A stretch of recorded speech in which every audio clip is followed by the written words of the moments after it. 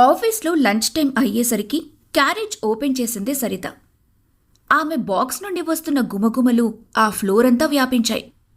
Wow Saritha, ఈరోజు నీ carriage నుండి గుమగుమలు భలే వస్తున్నాయి.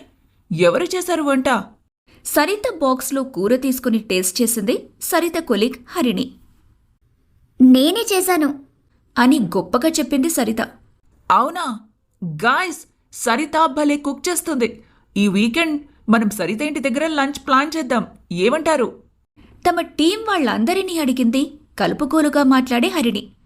అందరూ ఓకే అని థమ్ సింబల్ చూపించేసరికి గతుక్కుమంటుంది సరిత. అసలే ఆమెకి వంట అంతంత మాత్రమే వచ్చు. వింధ్య వంట తన వంటగా చెప్పుకొని ఎరక్కపోయి ఇరుక్కుపోయింది. హరిణి, నేను మా అత్తయ్య పర్మిషన్ లేనిదే ఏ పని చెయ్యను. అప్పుడే అందరికి చెప్పేశావెందుకు అని ఇబ్బందిగా నవ్వింది సరిత. మీ అత్తయ్య నీ మాట కాదు అనరని ఇక్కడున్నందరికీ తెలుసు. సో తప్పించుకోవాలని చూడకు అని ఆట పట్టించింది హరిణి. దేవుడా, నేనేంటి ఇలా ఇరుక్కున్నాను అనుకుంటూ సరే మీ ఇష్టం అని వచ్చిరాని నవ్వు నవ్వింది సరిత. అలా అన్నావు, బావుంది. ఆ వంట చేసింది వింధ్య. ఆఫీసులో ఆమెకి పేరు రాకూడదని తనే చేసినట్టు గొప్పలిపోయింది. తీరా చూస్తే ఫ్రెండ్స్ ఆమె ఇంటికి వస్తానంటున్నారు. ఎలా మేనేజ్ చేయాలో అని తెగ ఆలోచించసాగింది. వెంటనే ఆమెకి ఐడియా తట్టేసరికి భారం దిగిన ఫీలింగ్తో వర్క్లో పడిపోయింది సరిత. చిన్న చిన్న పనులకి అలసిపోతే ఇంకా ముందు ముందు పనులు చాలా ఉంటాయి. అవి ఎలా చేస్తావు? అప్పటికి అలవాటైపోతుందిలేండి. ఏంటి రెండో రోజుకే నోరు లేస్తుంది? అని వింధ్య వంక చురుగ్గా చూసింది భాగ్యలక్ష్మి. సమాధానం మాత్రమే చెప్పాను అని తలెదించేసుకుందామె. వెళ్ళి ఏదో ఒకటి తిని మంచమెక్కు. సాయంత్రం పని ఎవరు చేస్తారు మళ్ళీ? సరే అన్నట్టు తల ఊపి అడుగంటి ఉన్న ఉప్మా తినలేక భోజనం చేసేసి గదిలోకి వెళ్లి బెడ్పై వాలగానే నిద్ర పట్టేసిందామెకి. నిద్రలో లీలగా ఎవరివో మాటలు వినిపిస్తుంటే ఉలిక్కిపడి లేచి టైం చూసింది. సమయం సాయంత్రం 4 చూపించేసరికి గబగబా బయటికొచ్చింది. భాగ్యలక్ష్మి ఆమె స్నేహితురాలు కవిత మాట్లాడుకుంటూ కనిపించారు. కంగారుగా బయటికి వచ్చిన వింధ్య అడుగు కొత్త మనిషిని చూసి ఆగిపోయింది. ఎవరే భాగ్యమే పిల్ల? అని కళ్లకున్న స్పెక్ట్ సరిచేసుకుంటూ అడిగింది కవిత. వంశీ భార్య అని పెడసరిగా సమాధానమిచ్చింది భాగ్యలక్ష్మి. అదేంటి, సంబంధాలే రావడం లేదన్నారు కదా నువ్వు సరిత? ఏకంగా అమ్మాయి తరపు వాళ్ళు ఎదురు పెళ్లి చూపులకొచ్చారా? కాదు, ఏకంగా తాళి కట్టే తీసుకొచ్చాడు నా చిన్న కొడుకు అని ఏదో కోల్పోయినట్టు తన మొహాన్ని పెట్టింది భాగ్యలక్ష్మి. ఏంటి, పెళ్లి చేసుకొని తీసుకొచ్చాడా? అని ఆశ్చర్యపోయింది కవిత. నోట్లో నాలుక లేనంత అమాయకంగా ఉంటాడు వంశీ. అతనెలా తీసుకొచ్చాడా అని ఇప్పటికీ నమ్మలేకపోయింది కవిత. అవునే కవి, ఏం చెప్పమంటావు? పెద్ద కోడల్ని మించి చిన్న కోడలు కట్నం తెస్తుందనుకుంటే పైసా కట్నం తీసుకురాకుండా వచ్చింది మహాతల్లి అని ఎదురుగా ఉన్న వింధ్యని కొరకొరా చూసింది భాగ్యలక్ష్మి. మౌనంగా కిచెన్లోకి వెళ్ళిపోయింది వింధ్య. భాగ్యం, నీ కోడలు కట్నం తీసుకురాకపోయినా భలే అందంగా ఉంది. అదృష్టవంతురాలివే అని పొగిడింది కవిత. అందాన్ని ఏం చేసుకుంటాం కవి, డబ్బైతే ఉపయోగపడుతుంది. అన్నిసార్లు డబ్బే ముఖ్యం కాదు. కొన్నిసార్లు అందం అణుకువ కూడా ఇంటికి అందాన్ని తీసుకొస్తుంది. పెద్ద కోడలి దగ్గర డబ్బుంటే చిన్న కోడలి దగ్గర అందముందనుకోవచ్చు కదా అని భాగ్యలక్ష్మి వైపు సూటిగా చూసింది కవిత. కవితకి వింధ్య బాగా నచ్చింది. అందుకే ఆమెకి సపోర్ట్ చేయాలనుకుంది. చాలే కవిత, నీకెలాంటి కోడలొచ్చుంటే నా బాధ ఏంటో అర్థమవుతుంది. సరేలే, నేను చెప్పింది ఎప్పుడు అర్థం చేసుకున్నావు కనుక. అత్తయ్య, టీ తీసుకోండి అని 2 కప్పులున్న ట్రే ఇద్దరి ముందు పెట్టింది వింధ్య. చెరో కప్ని అందుకున్నారు. వింధ్య అందుకున్న టీ తాగి, వావ్ భాగ్యం, నీ కోడలు టీ చాలా అద్భుతంగా పెట్టిందే. ఇలాంటి రుచికరమైన టీ తాగాలన్నా అదృష్టం ఉండాలి తెలుసా అని మొహాన్ని వేలాడదీసింది కవిత. కవితకి 2 కోడళ్ళు. ఇద్దరూ వాళ్ల స్థాయికి తగ్గట్టు కట్న కానుకలు బాగానే తెచ్చారు. కాని కవితను లెక్కే చేయరు. ఇంట్లో వంట కూడా ఎవరికి వారే చేసుకుంటారు తప్ప అందరూ కలిపి చేసుకుని తిన్నది చాలా తక్కువ. అందువల్ల కవితకి విలువలు తెలుసు. ప్రతిరోజు తన కొడుకు కోడలు మనవళ్లతో కలిసి తినాలని ఎప్పటినుంచో ఆశుందామెకి. ఎప్పటికి తీరుతుందో అని ప్రతిరోజు కలలు కంటూనే ఉంది. కవితకి నడకలో వందరికం, మాటల్లో సౌమ్యం, ప్రవర్తనలో గౌరవం మర్యాదలు, ముఖంలో కళ ఉట్టిపడుతున్న వింధ్యను చూడగానే చాలా ముచ్చటేసింది. తను ఎలాంటి కోడలు కావాలనుకుందో అలాంటి లక్షణాలన్నీ వింధ్యలో కనిపించాయి కవితకు. వింధ్య, రేపు ఆదివారం ఒకసారి మా ఇంటికి తీసుకెళ్తాను, రామ్మా. నిన్ను చూసైనా నా కోడళ్ళు బుద్ధి తెచ్చుకుంటారేమో చూడాలి. నా కోడల్ని పంపడానికి నా పర్మిషన్ అవసరం లేదా కవి? అని సూటిగా అడిగింది భాగ్యలక్ష్మి. నీ కోడలికి నిన్నడగకుండా బయటికి వెళ్లే స్వాతంత్రం కూడా ఇవ్వవా అని నిలదీసింది కవిత. వింధ్య బయటికి వెళ్ళిపోతే ఇంట్లో పనులెవరు చేస్తారు? నాకసలే నడుము నొప్పి అని వెంటనే ప్లేట్ మార్చేసింది భాగ్యలక్ష్మి. ఇన్నాళ్ళు ఇంట్లో పనులన్నీ నువ్వే చేసావు కదా. ఏ రోజు సరిత ఒక్క పని కూడా అందుకోవడం నేను చూడలేదు. ఈరోజెందుకు పనులన్నీ వింధ్యకి చెబుతున్నారు? సరితకు పనులు రాక నేను చేశాను. వింధ్యకి పనులన్నీ వచ్చు కాబట్టి నా అవసరం పడలేదు. నువ్వు సరితతో చేయించాలనుకుంటే తనకు నేర్పించుండేదానివే. తనకు ఒక్క పని కూడా నువ్వు నేర్పించలేదు. ఆమె డబ్బు తెచ్చిందనే కదా. ఆంటీ గారు, నా గురించి మీరిద్దరూ గొడవ పడటం నాకిష్టం లేదండి. నాకు ఇంట్లో పనులు చేయడం అలవాటే. ఏదైనా ఒకరోజు మీ ఇంటికి వస్తాను. వంశీ వచ్చినప్పటినుంచి కనిపించలేదు. ఇంట్లో లేడా? ఇవాళ బయటకెక్కడికో వెళ్ళారండి. రావటానికి రాత్రైపోతుందని ముందే చెప్పారు. సరే, వెళ్ళొస్తానమ్మా. జాగ్రత్త. అసలే ఇష్టంగా పెళ్లి చేసుకుని కష్టంగా అడుగుపట్టినట్టున్నావు ఇంట్లో అని భాగ్యలక్ష్మిని ఒక చూపు చూసి వెళ్ళిపోయింది కవిత. కవిత మెచ్చుకుంది కదా అని కొమ్ములు పెరగనివ్వకు.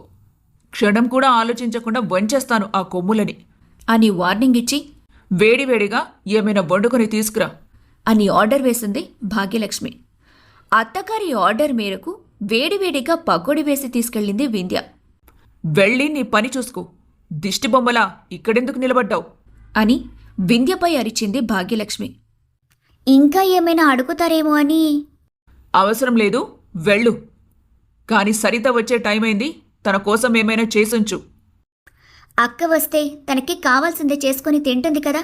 నేను చేయడం ఎందుకత్తయ్యా? పొద్దున్నుండి ఆఫీస్లో పని చేసి చేసి అలసిపోయి వచ్చిన సరిత మళ్ళీ వండుకోగలదా? నువ్వే ఏదో ఒకటి చెయ్యి.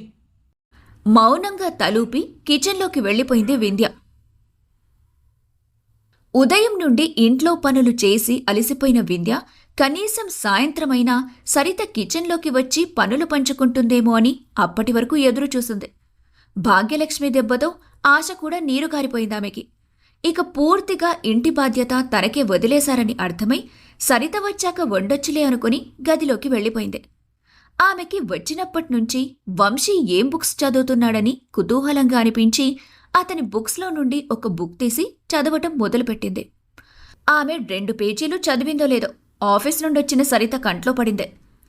వింధ్య బుక్స్ పట్టి ఎక్కడ ఉద్యోగస్థాయికి వెళ్ళిపోతుందో అని ఇల్లు పీకి పందిరి వేసినంత పనిచేసింది సరిత. అత్తయ్య, అది బుక్ చదివితే మీరు ఆవిడ గారికి పని మనిషిగా మారతారా? ఈ ఇంట్లో నా స్థాయికి విలువలేదా? కోడలు గొడవ పడితే ఇంట్లో డబ్బులోటు వస్తుందని వెంటనే వింధ్య అని హాల్లో నుండి గట్టిగా పిలిచింది భాగ్యలక్ష్మి. ఉన్నపళంగా బుక్ను పక్కకు విసిరేసి పరుగున వచ్చేసింది వింధ్య. సరిత కోసం ఏమైనా వండమని చెప్పాను కదా, వండావా? వేడివేడిగా వండొచ్చని ఇంకా చేయలేదత్తయ్యా. అదే సమయానికి వచ్చాడు బయటికి వెళ్లిన వంశీ. రావయ్యా మరిది. మీ భార్య నీకంటే పెద్ద పెద్ద చదువులు చదివేసి ఏం సాధిద్దామని ఇంట్లో పని ఒక్కటి కూడా చేయడం లేదు. అవును వంశీ, పొద్దున్నుంచి పనులన్నీ నేనే చేసుకున్నాను.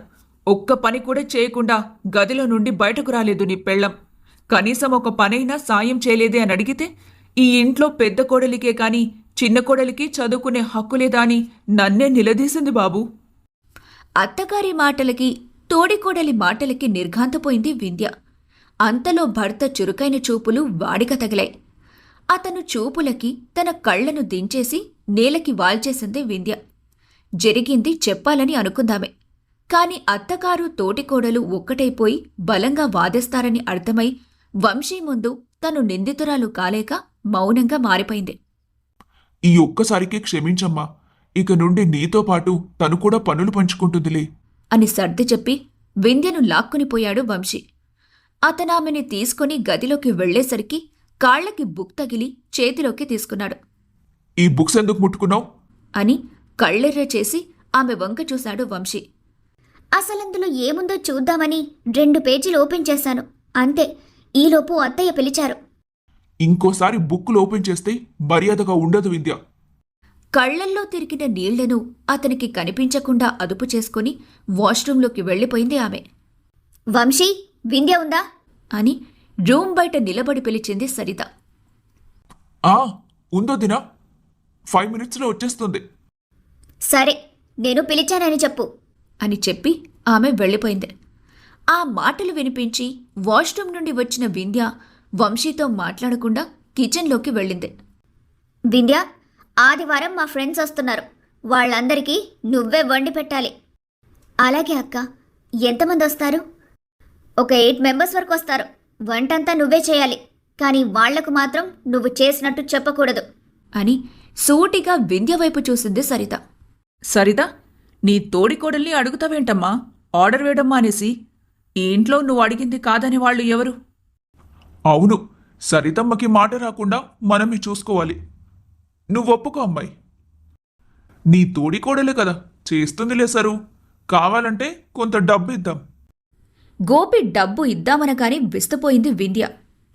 అసలు వాళ్ల నుండి అలాంటి సమాధానాలు ఆశించలేదామె. ఒక్కొక్కరి సమాధానాలు వింటుంటే బుర్ర తిరుగుతున్న ఫీలింగ్ వచ్చింది వింధ్యకి. డబ్బేంటండి? డబ్బెవరు అడిగారు ఇప్పుడు? అని కంగారుగా అడిగింది వింధ్య. ఏమో, ఇప్పుడు మీకు డబ్బు అవసరమని బ్లాక్మెయిల్ చేస్తారేమో, ఎవరికి తెలుసు. నాకు అలాంటి ఉద్దేశమేం లేదక్కా. ఆ రోజు మీరు చెప్పినట్టే చేస్తాను. అని కిచెన్లోకి వెళ్ళింది వింధ్య.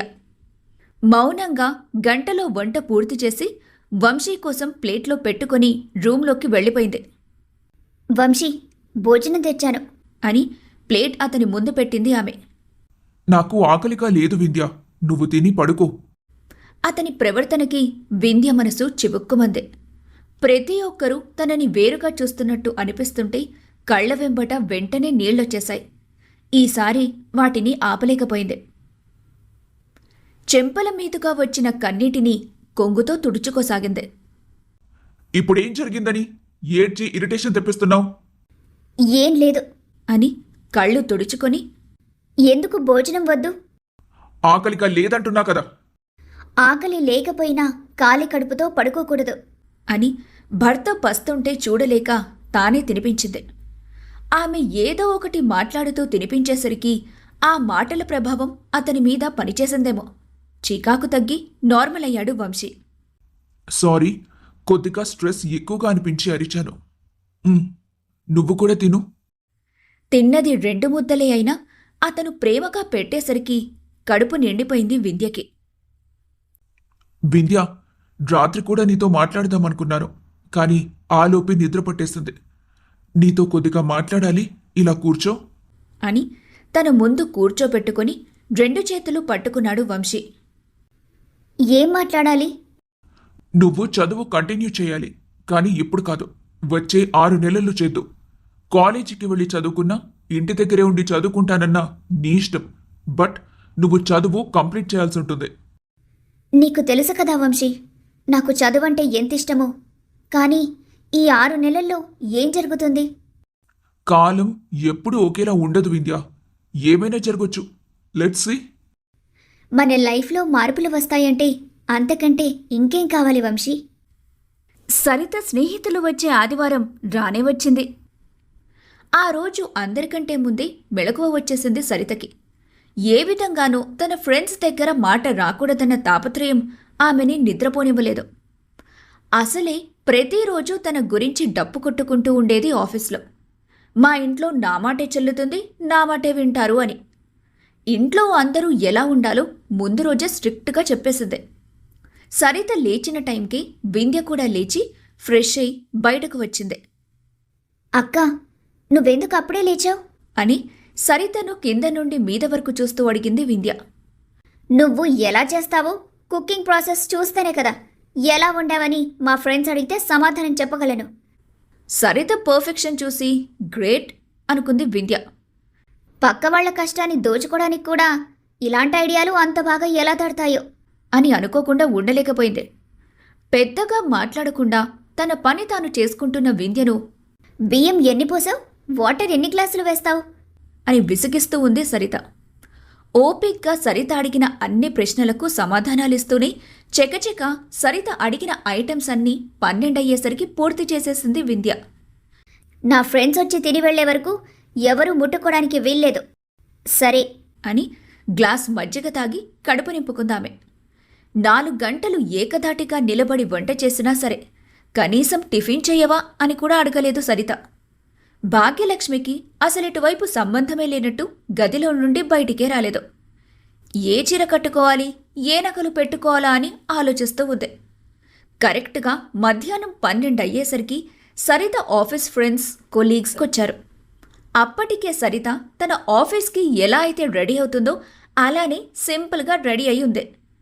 భాగ్యలక్ష్మి మాత్రం బీరువాలో దాచిపెట్టిన పట్టుచీరను బయటకు తీసి కట్టింది. సరిత ఫ్రెండ్స్ మాటలు వినిపించి హుందాగా బయటికొచ్చింది.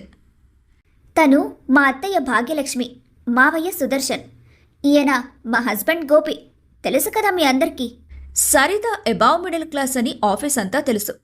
దానికి తగ్గట్టే ఆమె ఇల్లు కూడా ఉంది అనుకున్నారు ఆమె ఫ్రెండ్స్. రండి, భోజనాలు చేసి మాట్లాడుకుందాం అని వచ్చిన ఫ్రెండ్స్ని తొందరపెట్టసాగింది సరిత. సరిత, ఆ అమ్మాయి ఎవరూ పరిచయం చేయలేదు అని వాటర్ కోసం బయటికొచ్చిన వింధ్యను చూపించి అడిగింది హరిణి. తను తను తను మా చిన్న కొడుకు భార్య వింధ్య. మా సరిత అంటే పెద్దగా గిట్టక దూరంగా ఉంటుంది. ఎంత కలుపుకుందామన్నా పెద్దగా కలవదు అవునవును అని కవర్ చేసింది సరిత. ఓ, ఇలాంటి పర్సన్స్ చాలా డేంజర్ సరు, జాగ్రత్తగా ఉండు. ఈ మాటలన్నీ వింధ్యకి వినిపించాయి. నేను వండింది తింటూ నన్నే చెడ్డదాన్ని చేశారు కదా. సరిత, వంటలన్నీ అదిరిపోయాయే. ఈ రైత ఎలా చేశావో చాలా టేస్టీగా ఉంది. ఒకసారి ప్రాసెస్ చెప్తావా? రైతా అది అంటూ తింగరి నవ్వు నవ్వింది Saritha. Biryani process, chicken curry process చూసింది కానీ మిగిలిన వాటిని పెద్దగా పట్టించుకోలేదు సరిత. ఫ్రెండ్స్ ఆ మిగిలిన వాటి గురించి అడుగుతుంటే వాటి ప్రాసెస్ తెలియక తెగ తికమక పడింది ఆమె. ప్రాసెసే కదా, నేను చెప్తాను, 1 minute కాల్ వస్తుంది అని పక్కకి వెళ్ళి రైతా ఎలా చేయాలో ఆ ప్రాసెస్ని యూట్యూబ్లో చూసి వచ్చి తన ఫ్రెండ్స్ దగ్గర చెప్పి గొప్పలు పోయింది సరిత. ప్రాసెస్ తెలుసుకోవడం వేరు, దగ్గరుండి నేర్చుకోవడం వేరు. నువ్వు నాకు పక్కనే ఉండి వంట నేర్పించు సరిత అని సరితపై పెద్ద భారమే వేసింది హరిణి. సరిత గుండెల్లో పెద్ద అనుబాంబు పేలింది. సారీ హరిణి, నాకు అంత టైం ఎక్కడుంటుంది. ఆఫీస్ వర్క్, ఆ తర్వాత ఇంటి పనులు, బాధ్యతలు అన్నీ నేనే చేసుకోవాలి కదా. నాకు కుదరకపోవచ్చు. కావాలంటే యూట్యూబ్ చూడు, నేను అది చూసే నేర్చుకున్నాను. అవునమ్మా, మా సరిత బాధ్యతలు చూసుకోకపోతే మాకు రోజే గడవదు. మీకు కావాలంటే నేను నేర్పిస్తాను. సండే కూడా రెస్ట్ తీసుకోవా? గ్రేట్ సరిత నువ్వు అని సరితను మోసేసింది స్టెల్లా. థ్యాంక్ యూ అని బలవంతపు నవ్వు నవ్వింది సరిత. ఎప్పుడూ ఉరుకుల పరుకులుగా తిరిగే వంశీ ఆ రోజు అదే టైంకి ఇంటికొచ్చాడు. అతనేనా మీ మరిది అని గోపి పోలికలు ఉండటంతో అనాలిసిస్ చేసిన హరిణి అడిగింది. అవును, అతనే, పేరు వంశీ అని పెడసరిగా సమాధానమిచ్చింది సరిత. ఏం చేస్తుంటాడు మీ మరిది? Just like part time job, salary only 10,000. ఆ మాటలు వంశీ పట్టించుకోనట్టే రూంలోకి వెళ్ళిపోయాడు. కాని పట్టించుకున్న వింధ్య మనసు మాత్రం బాధతో మూలిగింది. సరిత ముందుకు వెళ్ళి ఈ వంటలన్నీ నేనే చేశాను అని గట్టిగా అరిచి చెప్పాలని ఉంది వింధ్యకి. కాని వంశీ కారణం వల్ల చెప్పలేక ఆగిపోయింది. సరిత, నిజంగా నీ ట్రీట్ చాలా బాగా నచ్చింది మా అందరికీ. ఎప్పుడు పార్టీలు, మీటింగ్లంటూ బయట ఫుడ్ ఆర్డర్ చేసుకునే మనకి ఈరోజు స్వచ్ఛమైన ఇంటి ఫుడ్ కడుపు నిండా పెట్టినందుకు thank you so much Saritha అని ఆమె ఫ్రెండ్స్ అందరూ పొగడ్తలతో ఆమెని ముంచెత్తారు. నిజానికి ఆ పొగడ్తలు దక్కాల్సింది వింధ్యకి. ఇట్స్ ఓకే, ఏం పర్వాలేదు. మంత్లీ ఒక్కసారైనా మా ఇంట్లో భోజనం ఏర్పాటు చేస్తాను. You don't worry. ఇస్తుంది, ఎందుకివ్వదు? ఆ వంటలు చేసేది నేనే కదా. ఓ మై గాడ్, అంతకంటే భాగ్యమా అని దేవత వరమిచ్చినట్టు ఫీల్ అయ్యారు సరిత ఫ్రెండ్స్. భలేవారే, మా సరితమ్మకి ఎంత ఓపికో. తప్పకుండా రండమ్మా, మీకు కావాల్సింది వండి పెడుతుంది అని వచ్చిన ఫ్రెండ్స్ అందరికీ ఒక్కో గిఫ్ట్ బాక్స్ ఇచ్చి వాళ్ళందరికీ మెమరబుల్ డేగా మార్చింది భాగ్యలక్ష్మి. నిజానికి సరితకు గొప్పగా ఉంటుందని ఇప్పించిందనే చెప్పాలి. సరిత ఉద్దేశం తెలియని ఆమె ఫ్రెండ్స్ మరుపురాని గుర్తుగా ఇచ్చిందనుకుని తెగ సంబరపడిపోయారు. ఫ్రెండ్స్ అలా వెళ్ళగాని గబగబా ప్లేట్ నిండా ఐటమ్స్ నింపేసుకొని ఆబగా తిని కడుపు నింపుకుంది సరిత. ఆ టైం వరకు ఆమె తినకుండా ఉండటం అదే ఫస్ట్ టైం. ప్రతిరోజు అత్తగారు పుట్టింట్లో ఉంటే తన తల్లో వండిపెట్టి టైంకి పిలిస్తే తినేసి సోమరిపోతులా పడుకునే ఆమెకి ఈరోజు అంతసేపు వేచుండటం చాలా కష్టంగా అనిపించింది. అక్క, వంశీ కోసం నేను భోజనం తీసుకెళ్ళనా? ఇంకా మామయ్య అత్తయ్య గోపి తినలేదు కదా, వాళ్ళు తిన్నాక తీసుకెళ్ళు. సరితని లాగిపెట్టి కొట్టాలనిపించింది వింధ్యకి. కాని గొడవపడి నిందల పాలవ్వటం ఇష్టం లేక మౌనంగా పక్కకి తప్పుకుంది. ఇదే వంట పని బయట చేస్తే కడుపు నిండా ముద్దైనా పెడతారు, వీళ్ళు అది కూడా పెట్టట్లేదు. తెలియకుండానే ఏకధాటిగా ఆమె కంట్లో నుండి నీళ్లొచ్చేశాయి. తన వల్ల తన భర్త కూడా పస్తులుంటున్నాడు అని ముఖాన్ని అరచేతిలో దాచుకుని ఏడ్చేసింది. వింధ్యా అని అత్తగారు పిలిచిన పిలుపుకి ఉలిక్కిపడి కళ్ళు తుడుచుకొని గబగబా వెళ్ళింది. అందరూ తినగా ఇది మిగిలింది, పట్టుకెళ్ళి వంశీకి పెట్టు అని కేర్లెస్గా చెప్పి త్రేయించుకుంటూ వెళ్ళిపోయింది భాగ్యలక్ష్మి. ఆఖరిగా మిగిలిన భోజనాన్ని ఒక ప్లేట్లో సర్ది వంశీ కోసం పట్టుకెళ్ళింది వింధ్య.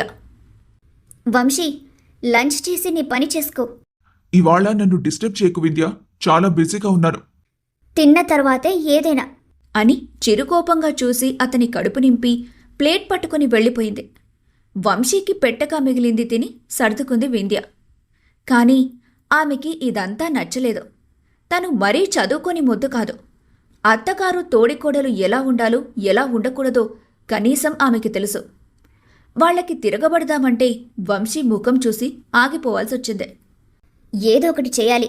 ఏం చేయాలి అని చాలాసేపు ఆలోచించి ఈసారి వండిన వెంటనే తమ కోసం దాచేసుకోవాలి అనుకుంది వింధ్య. సరిత గుట్టు ఆమె ఫ్రెండ్స్ ముందు ఎప్పటికైనా బయటపడుతుందా? వింధ్య చేయాలి అనుకున్నది చేయగలిగిందా?